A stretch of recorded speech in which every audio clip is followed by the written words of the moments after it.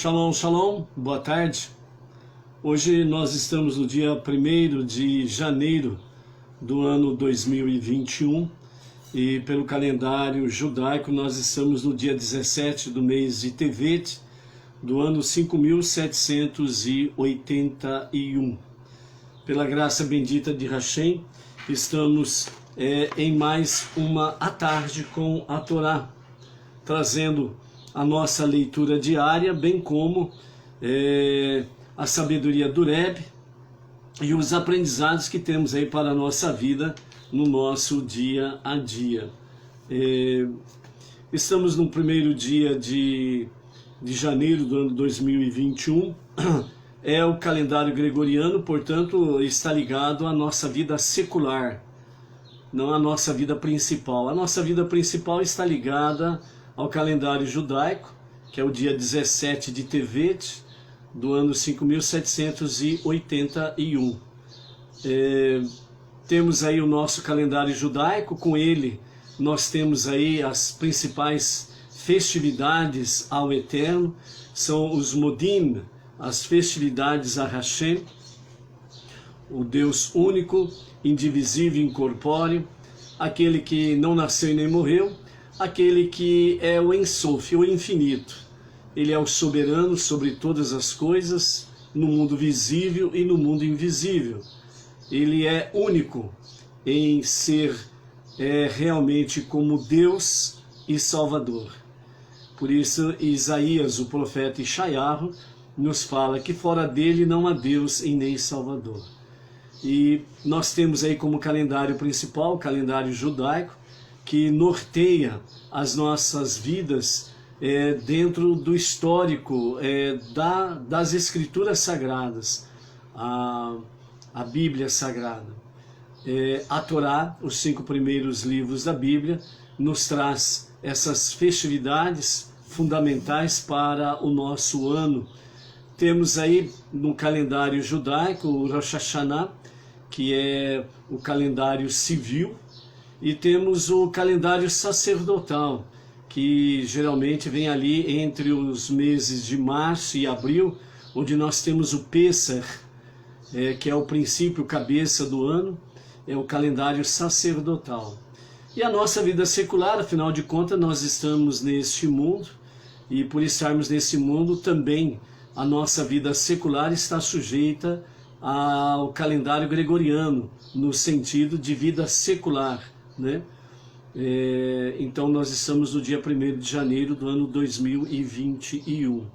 E nesse calendário secular, sem sombra de dúvidas, a nossa vida está, de uma certa forma, sujeita à sua programação, né?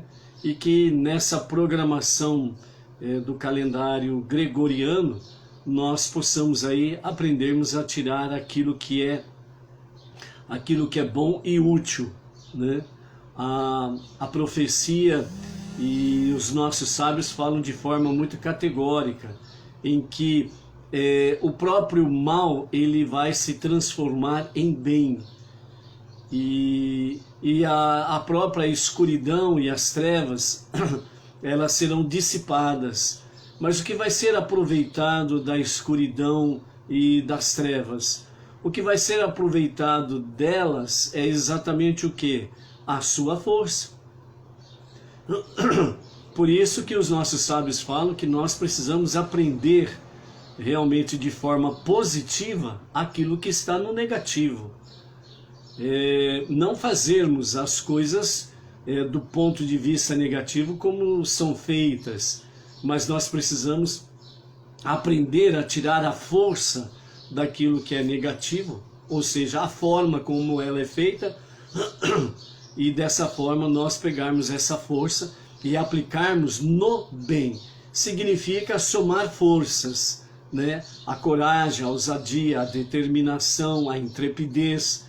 Então é isto que nos fala, sem sombra de dúvidas, o tirarmos o proveito do negativo, do mal, em prol daquilo que é bom, daquilo que é útil, daquilo que é justo, certo?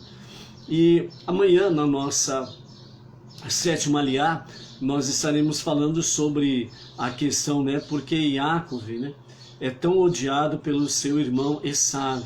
Por que Esav odeia tanto a Yaakov? E nós vamos ver algo muito interessante com esse ensinamento dos nossos sábios, né? Então é importante você não perder amanhã a nossa 7ª Aliá e o Mafitir, que estaremos encerrando o nosso primeiro livro dos 5 livros da Torá, Bereshit, Gênesis, né? E também estaremos aí fechando um ciclo, né? A começar de hoje, nós teremos aí né, a morte de Yaakov, a morte de Yosef, né? E vemos aí nessa aliá de hoje e de amanhã, fechando-se um grande ciclo, né, dos patriarcas, das matriarcas, né, de Yosef, seus 2 filhos, Efraim e Menashe.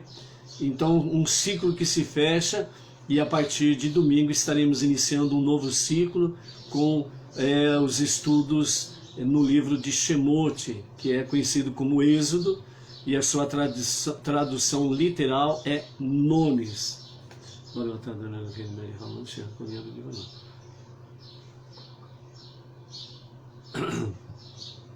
Então vamos à nossa primeira gota de sabedoria.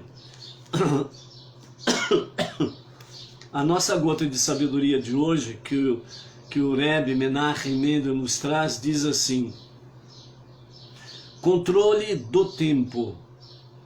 Quando você assume o controle de sua vida, o tempo deve ser o ponto de partida, onde você coloca as horas de seu dia. Logo você perceberá que não é capaz de controlar o tempo, se antes não assumir o controle do seu eu interior, onde você coloca seu coração, sua mente e sua alma. O que é importante para você? Por que você entrou nesse mundo? Quanto o seu tempo para o estudo, para a oração, para a família e para o mundo estiver ancorado junto com todo o seu ser, então nenhum vento do universo consegue removê-lo de seu devido lugar. Controle do tempo, né, é a sabedoria do nosso Rebbe para hoje. Então, quando você assume o controle de sua vida, o tempo deve ser o ponto de partida. Então, quando nós realmente resolvemos tomar o controle da nossa vida, nós não podemos esquecer que o tempo é o ponto de partida. Isso chama-se você se programar. Porque o tempo, né, o tempo não para. E como diz, né, o tempo ele não perdoa, ele não para, certo? Então a pergunta em seguida que o Rebbe faz é: onde você coloca as horas de seu dia? Como que você se programa nesse sentido? As horas do dia, como que você faz essa sua programação? Como que você estabelece as horas durante o seu dia? Logo você perceberá então que não é capaz de controlar o tempo, no sentido de que eu não tenho como fazer o tempo parar. Eu tenho isso, mais isso, mais isso, mais aquilo para fazer. Eu preciso de tempo, só que o tempo não para. E dessa forma nós aprendemos na prática, né, aos trancos e barrancos muitas vezes, nós aprendemos na prática que nós não temos como controlar o tempo. E nós temos que nos organizarmos para que o nosso tempo, né, as coisas estejam no seu devido lugar.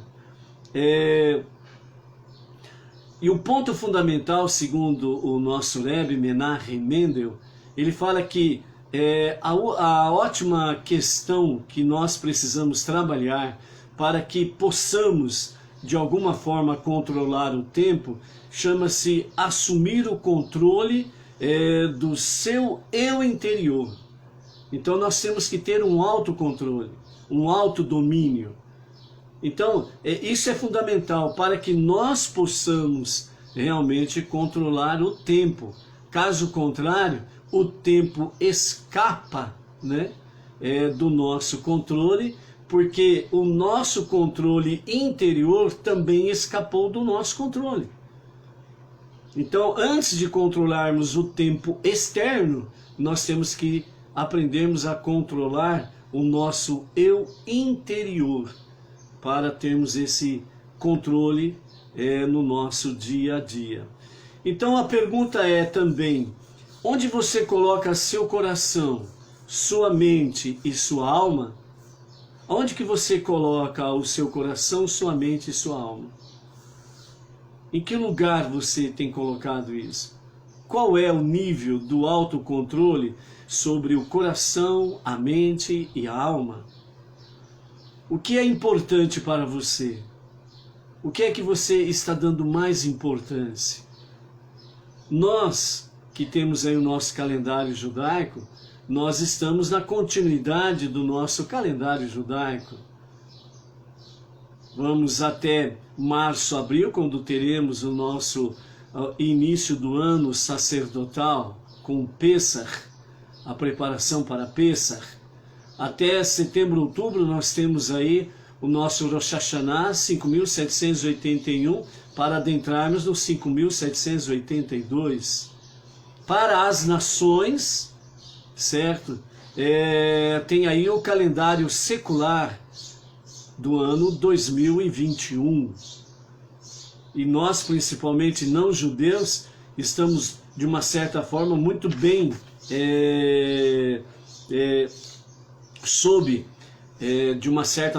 sob o controle desse tempo 2021. Porque tudo que você vai fazer para os não-judeus está principalmente dentro desse calendário secular. Então, o que é importante para você? Onde está o seu coração, sua mente e a sua alma? Por que você entrou nesse mundo? Você já se perguntou por que eu vim a esse mundo? E se você perguntou, você já encontrou a resposta? Você não encontrará a resposta fora dos 5 primeiros livros da Bíblia. Você não encontrará a resposta sem poder realmente ouvir, ler, estudar ou aprender com alguém que saiba mais do que você sobre os 5 primeiros livros da Bíblia, para que você possa realmente começar essa busca. Por que você entrou nesse mundo? Você não está aqui à toa. Você não foi jogado aqui de paraquedas. A partir do momento que Deus ele envia o seu anjo para ir no Jardim das Almas e buscar alma tal, e ele diz a essa alma, você vai lá no mundo inferior, você vai habitar num corpo, que vai ser a sua casca exterior, a sua kelipá, e ali você vai ser chamado pelo nome de José, Eduardo, Luiz, Carlos, etc. e etc. Mas a alma, nesse momento, segundo os nossos sábios, falam que a nossa alma, ela diz ao Todo-Poderoso, ao Criador, mas Senhor, aqui está muito bom, para que eu vou para lá? O mundo inferior tem muitos sofrimentos ali. E Deus então diz a esta alma, você vai, pois você tem uma missão a cumprir ali. E aqui viemos. Por isso que a partir dos 40 dias de gestação, abortar de forma voluntária, abortar um feto de forma de libertinagem por causa de vãs prazeres, é um assassinato.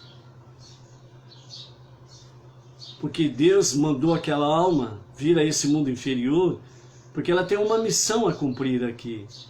E nessa missão que ela tem que cumprir aqui, você não pode matar esta vida.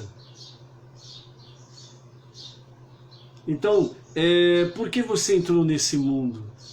Sim, você precisa buscar essa resposta. Se você ainda não a encontrou, você precisa saber, você está aqui porque você tem uma missão a cumprir.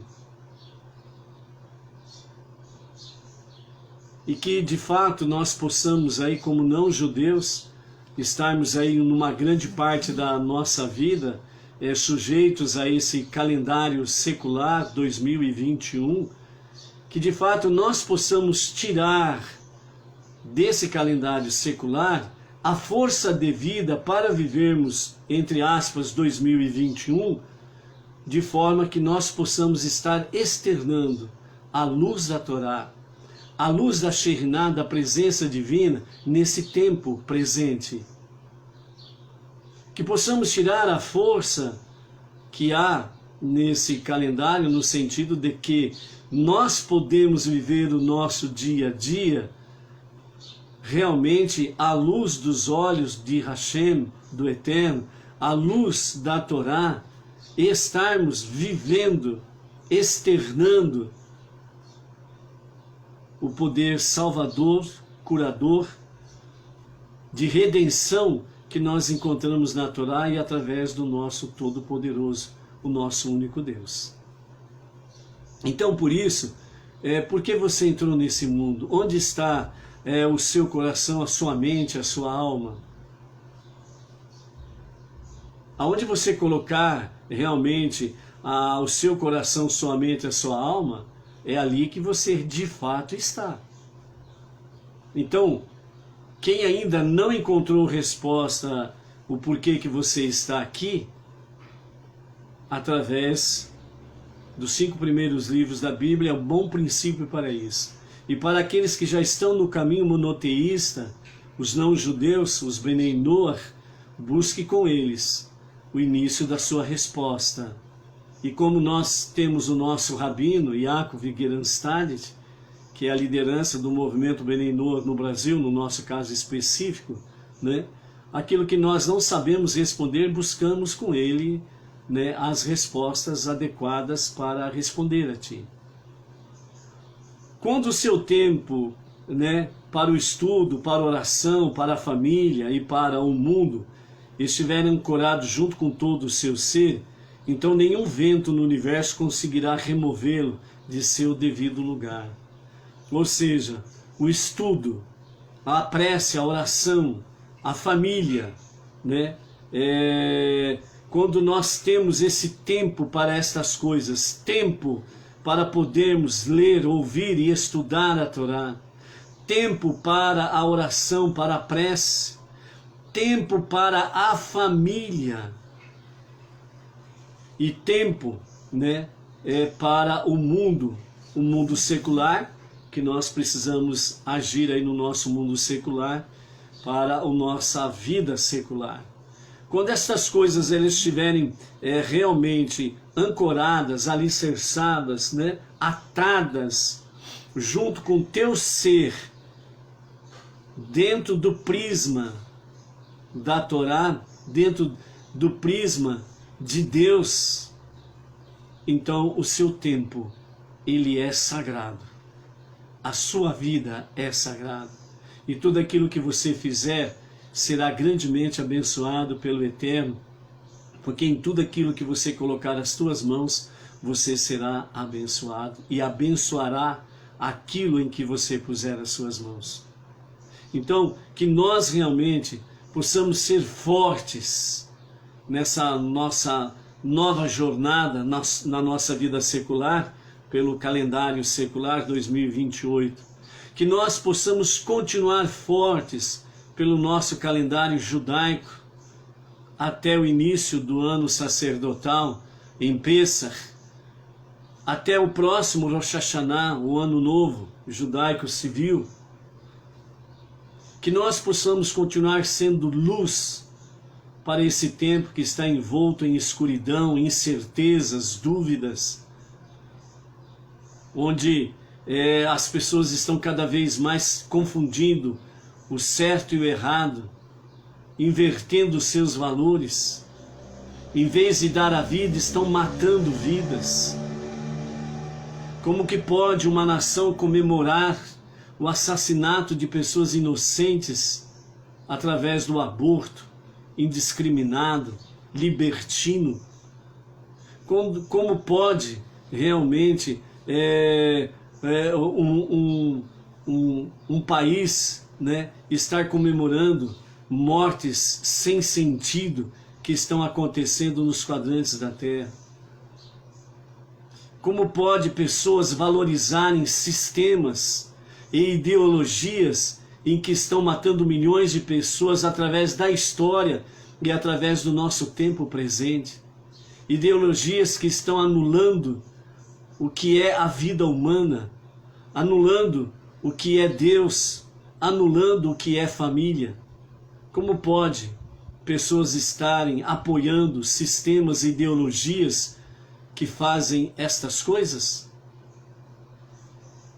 Então, por isso que para a nossa continuidade no ano 5781, calendário judaico, para esse novo curso no calendário secular 2021, você que realmente quer algo bom, novo, você que realmente quer vida e não a morte, você realmente que quer verdade e não mentira, você que realmente quer saúde e não doença, você que realmente quer andar na luz e não em trevas, então é tempo de você decidir.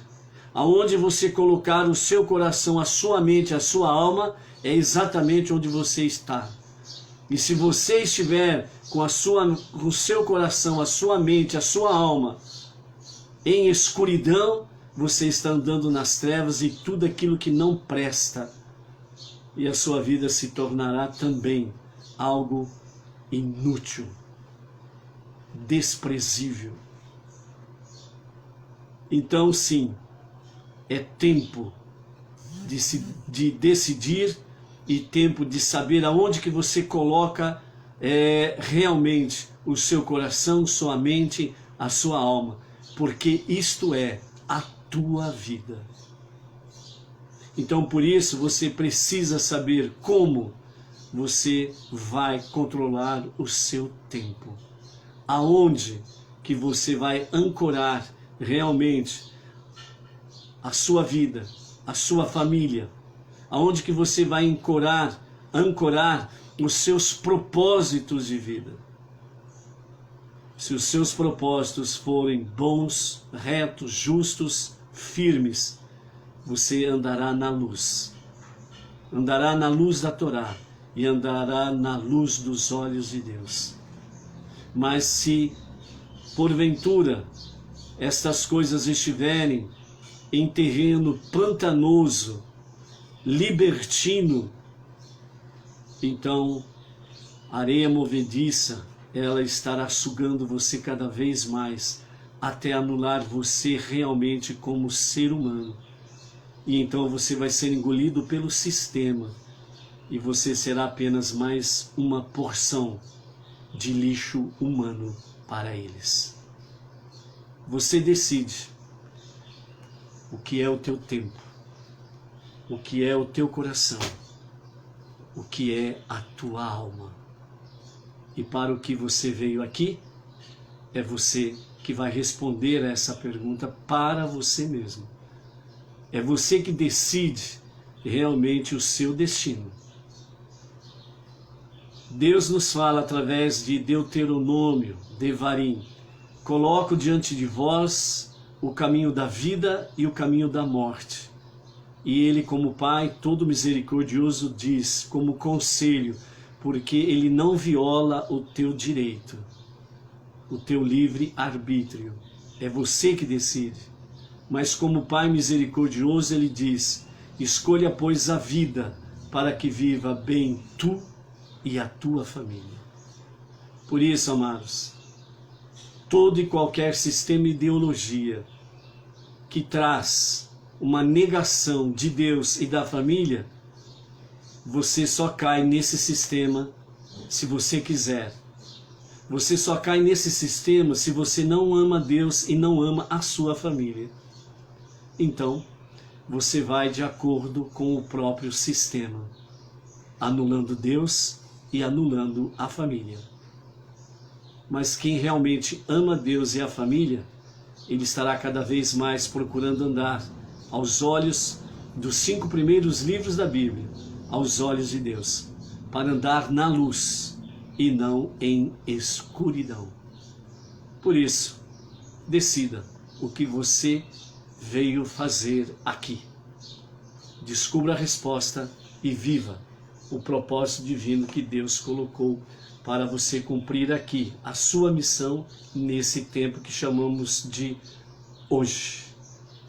Baruch Hashem, que essa palavra fortalece a sua vida, o seu caminhar, né, nessa jornada que temos aí pela frente, ok? Vamos então para a nossa sexta leitura, né, a nossa sexta chamada, a leitura da Torá, né? Obviamente, por ser a sexta leitura, estamos na sexta-feira e preparação ao mesmo tempo para o pôr do sol de hoje, que vamos adentrar em Shabat, né? E amanhã, às 14 horas, estaremos aqui com a nossa sétima Aliyá e Mafitir, encerrando o livro de Bereshit. Então, com os comentários de Rashi, Gênesis capítulo 49, a partir do versículo 27, e vamos até o capítulo 50 e o verso 20, na nossa sétima leitura da Torá, com comentários de Rashi. A tribo de Beniamim. Então nós hoje vamos para a bênção para o 12º filho de Iacove, e aqui no caso específico, a 12ª tribo de Israel. A tribo de Beniamim será como um lobo que agarra. Essa profecia concretizou-se no incidente envolvendo a concubina em Givá, quando as outras tribos guerrearam contra Beniamim por uma questão moral. Fato esse registrado lá no livro de Juízes, capítulo 19, até o capítulo 21. Após o conflito, a tribo de Beniamim, ao invés de recusar-se obstinamente a voltar atrás, rapidamente agarrou a oportunidade de arrepender-se. Então, para sobreviver e reconstituir a sua população, os remanescentes da tribo precisavam casar-se com mulheres de outras tribos. Mas essas tribos haviam jurado não permitir que suas mulheres desposassem membros da tribo de Beniamim. Assim, as demais tribos deixaram a tribo de Beniamim agarrar mulheres para si. Iacove prosseguiu: posteriormente, no futuro, um descendente de Beniamim lutará com seu inimigo, como um lobo que agarra sua presa e a arrebata de seus donos, agarrando. Essa conduta repulsiva e apropriando-se dela para fins sagrados. Pela manhã, isto é, no período inicial da monarquia do povo judeu, esse descendente de Beniamim devorará a presa. Essa profecia se cumpriu com o rei Saul, descendente de Beniamim, que foi o primeiro rei de Israel, que destemidamente derrotou os inimigos do seu novo reino. À tarde, isto é, no fim deste período, outro descendente repartirá o espólio do inimigo. Essa profecia realizou-se com Mordecai e Esther, que viveram após a destruição do primeiro templo, quando eles frustraram a trama de Ramã e ganharam a propriedade dele. O altar do templo, que se localizará no território da tribo de Beniamim, será como um lobo que destroça, consumindo os sacrifícios nele oferecidos. Pela manhã e à tarde ele consumirá os sacrifícios diários, e à tarde os sacerdotes repartirão entre si as suas porções do alimento sacrificial. Ou seja, exatamente no templo construído em Jerusalém, a parte do terreno que coube a Beniamim, então uma parte do terreno de Beniamim é uma parte do templo onde está exatamente localizado o altar dos sacrifícios. Todas essas são as tribos de Israel, 12 no total. Foi isso que seu pai lhes falou: E embora pareça que não abençoou a Reuven, Shimão e Levi, ele na verdade os abençoou a todos, dando a cada um uma bênção apropriada para o que aconteceria a ele e sua tribo no futuro, e dando a todos eles as bênçãos que dera a cada um individualmente. Assim todos receberam a força leonina de Yehudá, a rapacidade lupina de Beniamim, a velocidade servídea de Naftali, e assim por diante, ainda que a bênção dominante de cada tribo fosse aquela que Iacove pronunciou especificamente com referência a ela. A partir do verso 29, do capítulo 49, nós temos aí agora, a respeito da morte de Iacove. Ele então lhes ordenou, dizendo-lhes: logo serei reunido a meu povo na minha vida após a morte. Enterrai-me com meus pais na gruta que está no campo de Efron, o Hitita, na gruta do campo de Marpelá, defronte a Mamre, em Canaã, o campo que Abraão comprou de Efron, o Hitita, como jazigo familiar. Ali enterraram Avraham e Sara, sua mulher. Ali enterraram Issahac e Rívica, sua mulher. E ali enterrei Leia, a minha mulher. A compra do campo e da gruta dentro dele foi feita dos hititas. Não deixeis que nenhum egípcio ajude a carregar meu caixão. Só os progenitores de minhas 12 tribos transportarão meu caixão do Egito para Hebrom. E Yehudá, Isahar e Zevulun o carregarão pela frente. Reuven, Shimão e Gade o carregarão pela direita. Efraim, Menashe e Beniamim o carregarão por trás. Dan, Asher e Naftali o carregarão pela esquerda. Levi não ajudará a transportar meu caixão, pois seus descendentes transportarão a arca sagrada no futuro. Tampouco Iosef auxiliará no transporte de meu ataúde, porque é o vice-rei do Egito. Isso seria uma afronta à dignidade de seu cargo. Efraim e Menashe me carregarão em lugar de Levi e Iosef, agindo como seus representantes, e assim se considerará exatamente como se eles também me houvessem honrado carregando-me. Quando terminou de dar as instruções a seus filhos, Iacove recolheu os pés para cima da cama. Ele exalou o último suspiro e foi reunido a seu povo. Porém, porque todos os seus filhos se mantiveram fiéis à sua herança religiosa, ele não morreu.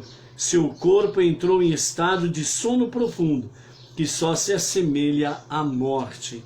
Segundo os nossos sábios, fala que um verdadeiro justo, um verdadeiro tzadik, na realidade ele não morre, o seu corpo adormece, mas ele continua vivo. Então por isso se fala que Iacove não morreu, ok? Capítulo 50, entramos agora no capítulo 50 para estarmos na nossa continuidade. Capítulo 50, a partir do verso 1, com os comentários de Rashi. Iosif caiu sobre o rosto de seu pai, chorou por ele e beijou-o. Iosif então ordenou a seus servos, os médicos, que embalsamassem seu pai, e os médicos embalsamaram Israel. Seus 40 dias se passaram, pois era esse tempo necessário para o embalsamento. Como agradecimento pelo fato de Iacove ter sido responsável pelo fim antecipado da fome, os egípcios enlutaram-se por ele durante um longo período. Os 40 dias do embalsamento e depois mais 30 dias, isto é, um total de 70 dias.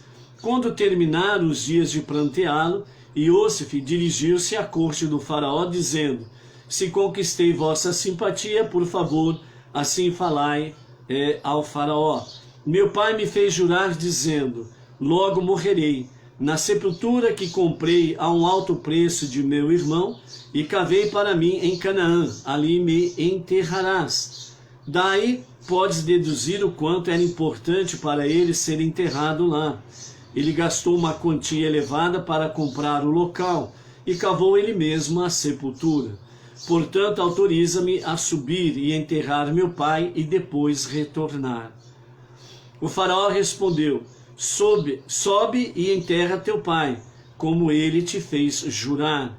Se Iosif não houvesse jurado, o faraó não teria permitido que ele removesse os restos mortais de seu pai do Egito. Teria preferido que o túmulo de Iacov se tornasse mais um santuário egípcio.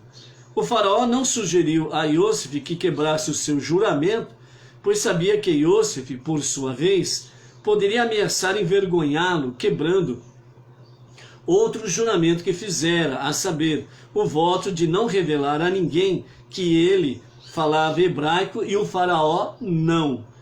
Esse é o segredo de Iosif e o faraó.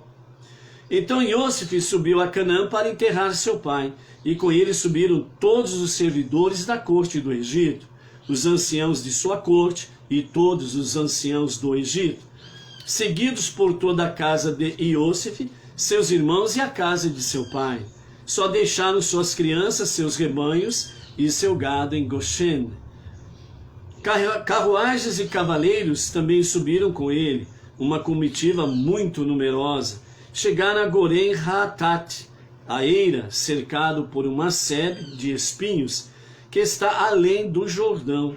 Os reis das cidades, estados de Canaã, e os chefes de clãs ismaelitas souberam que eles chegavam, e presumindo que os filhos de Iacov pretendessem conquistar a terra, juntaram-se ali para travar guerra contra eles. Contudo, quando viram o cortejo fúnebre, compreenderam que não era esse o propósito de sua vinda.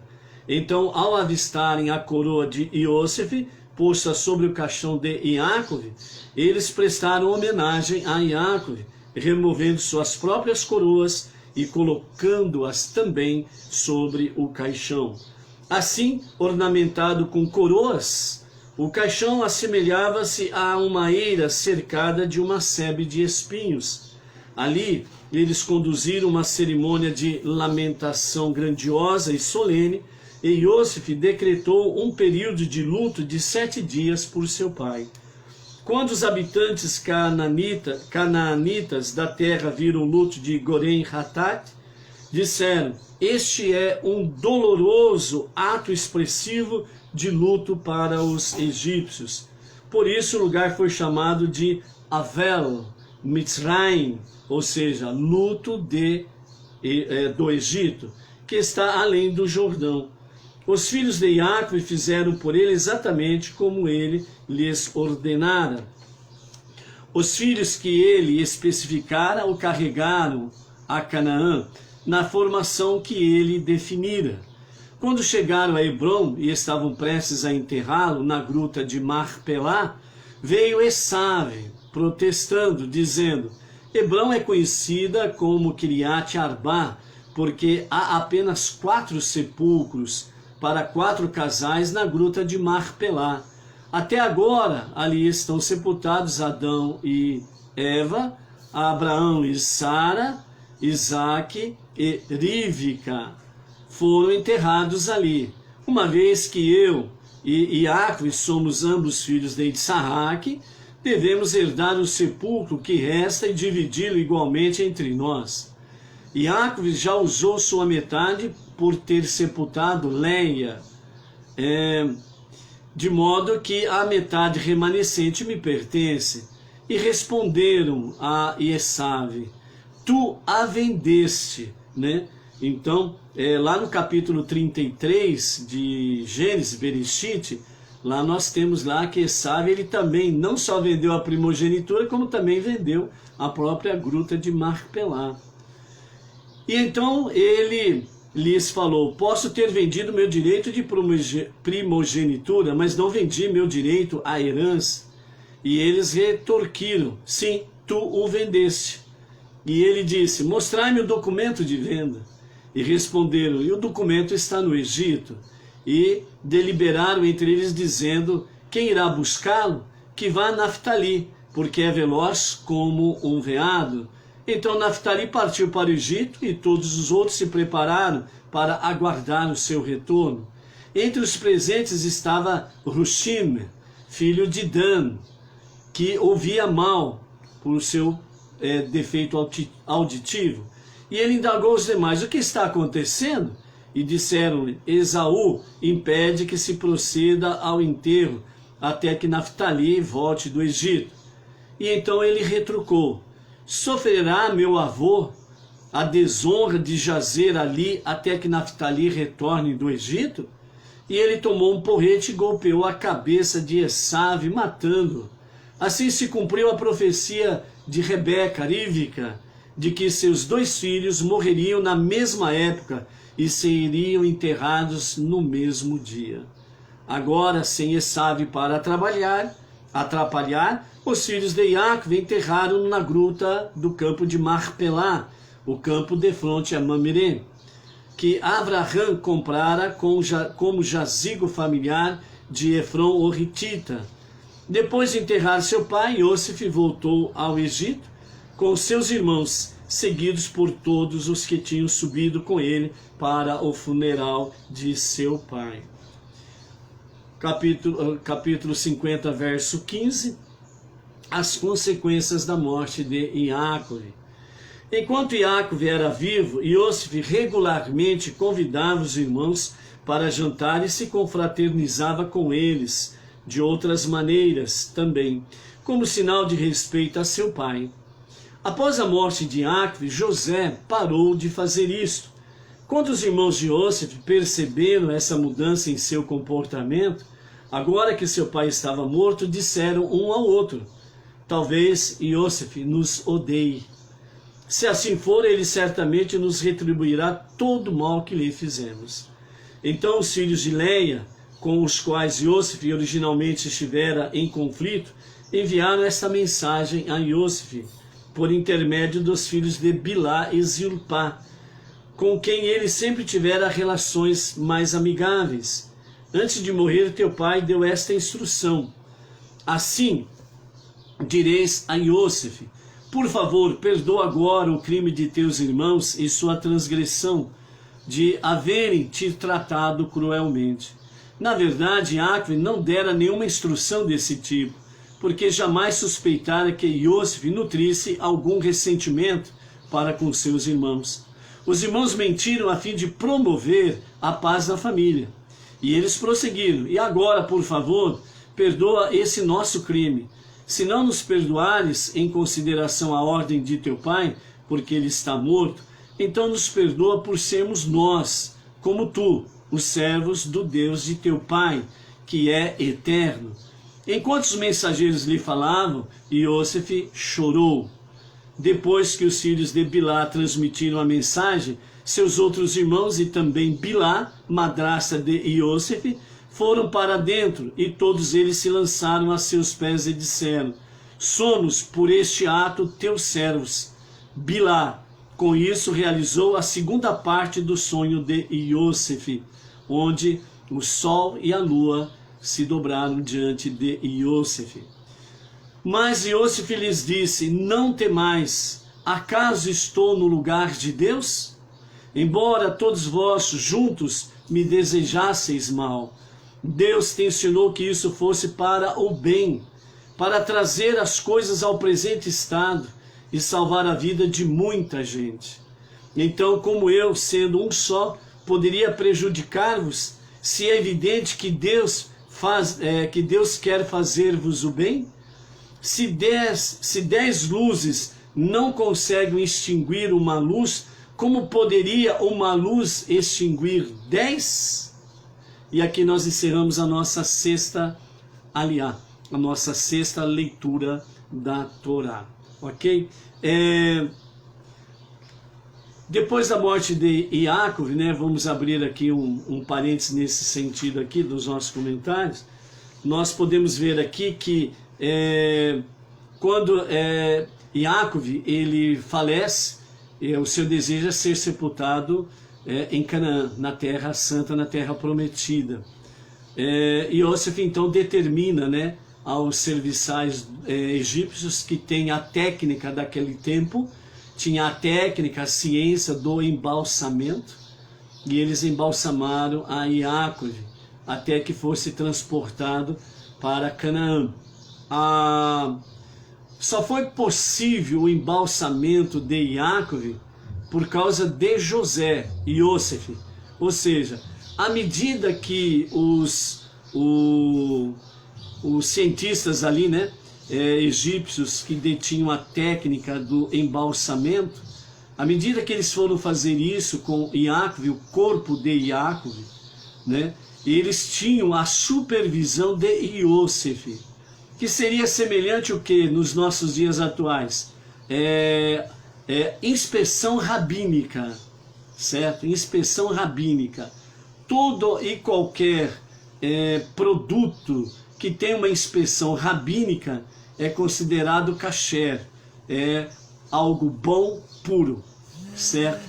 Então, nos dias de Iosef, ele exerceu essa função rabínica no sentido de inspecionar o que realmente os médicos egípcios estavam fazendo com o corpo de seu pai. E dessa forma, né, com essa permissão, foi embalsamado e transportado para a Terra Santa e ali para o seu sepultamento na gruta de Marpelá, certo? Finalizando a nossa aliá, nós temos aqui esse momento que novamente o terror assusta os irmãos de Iosef, né? Os 10 irmãos, né? O 11º seria Beniamim, né? Que na realidade é o 12º na linhagem aí, né? Mas os 10 irmãos de Iosef, e Beniamim não estava nessa tramóia, que eles tramaram contra Iosef. Então o terror do passado volta novamente a perturbá-los, porque depois da morte do vosso pai Iacov, Iosef não se reunia mais constantemente com seus irmãos.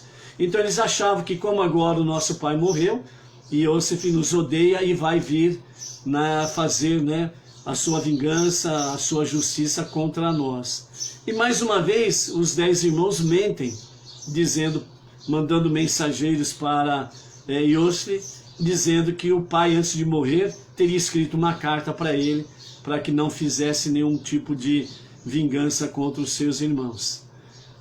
Rashi, ele nos fala de forma bem clara que, na realidade, Iacov não fez essa carta, porque ele tinha certeza absoluta que Iosef não nutria nenhum sentimento de ódio para com seus irmãos, que realmente Iacov teve certeza que Iosef, ele encarou a sua missão de frente e que ele foi para o Egito, né?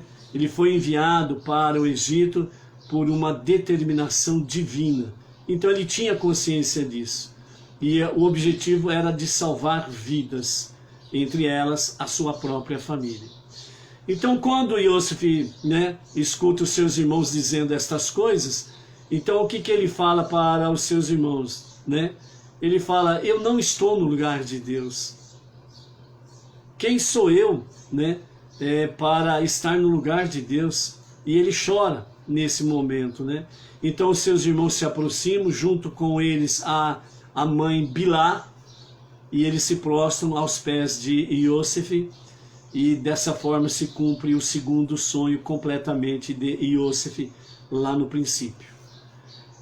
Nesse momento, né, que Iosef responde para eles que não está no lugar de Deus, e ele mesmo fala que o objetivo de Deus, né, era exatamente que tudo isso acontecesse, para que ele pudesse se tornar o vice-rei do Egito, e não somente salvar a própria família, mas salvar, né, as nações de morrerem de fome. Então foi uma missão divina, ele encarou isso e viveu isso daí. Numa sequência aqui, ele fala para os seus irmãos, para os seus 10 irmãos, não para Beniamim, mas ele fala para os seus 10 irmãos: se 10 luzes não conseguiram apagar uma luz, como que uma luz vai conseguir apagar 10? Ou seja, ele estava dizendo para eles aquilo que Iacov realmente viu nos seus últimos momentos, que os seus 12 filhos eram de Sadiquim, eram homens justos e tementes a Deus, que eles estavam firmados no propósito divino de obedecer à vontade divina. Então, quando ele diz 10 luzes não conseguiram apagar uma, ele estava dizendo, vocês 10 não conseguiram apagar uma luz, que sou eu, Yosef. E agora, como eu, Yosef, uma luz, como que ele vai conseguir apagar 10 luzes? Não tem como. Não tem como. Ou seja, ele estava dizendo de forma bem clara, nós pertencemos a Deus e nós somos um em Deus como Ele é um. Então essa é a nossa realidade, amados. Temos aqui a morte de Iacov, que trouxe uma grande consternação nesses dias, e também nós teremos aí na próxima Liá, né, amanhã, nós teremos também a respeito da morte de Yosef.